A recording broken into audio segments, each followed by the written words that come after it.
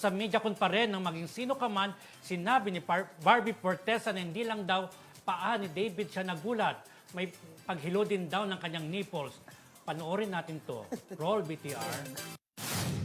Hindi, nagulat ako kasi akala ko wholesome na siya ngayon.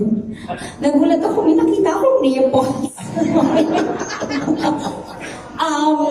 Okay naman siya actually. Okay naman yung, hinalagaan naman yung shot. Nagulat lang talaga ako.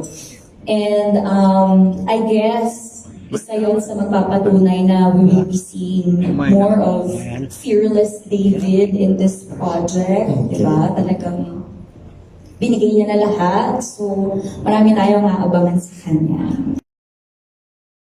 Yan. Alam mo, nagulat ako kasi nagtilian talaga ang mga press, hindi lang mga press, ang mga kasi may mga invited na mga fans din ng Barda Doon sa yung trailer yan, friendship sa press con, may trailer, may mga fans ng Barda na invited, may mga movie press, yung mga technical. Talaga nagtilian sila nung ipakita yung scene na topless si David Licauco.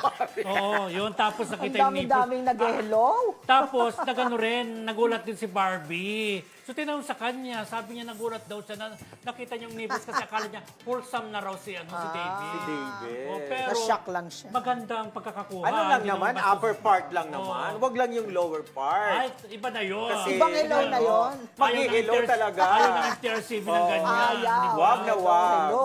Ayaw mo wet Hello, look? Benny. Ganon. Pero patakam din yun sa mga Yes. manonood ng mga Oo sino nga, ka man. ang reaction pa lang, tilian na yun na. O, diba? Kaya sa TV, Ganda. abangan nila yan. Kung nipples pa lang, nagtilian. ano What pa yung- kaya? Ano pag nakatrunks? Ay, ewan ko sa'yo, Benny. Pag nakatrunks, TRCB. di ba? pwedeng mag-hello Trunks yan. lang naman. Wala mag-hello, okay Walang mag-trunks. mag-i-hello, trunks lang. Talbog. Diba? Linawin mo, Bukol lang. Ganon, diba? Diyos ko, pwede ba yun?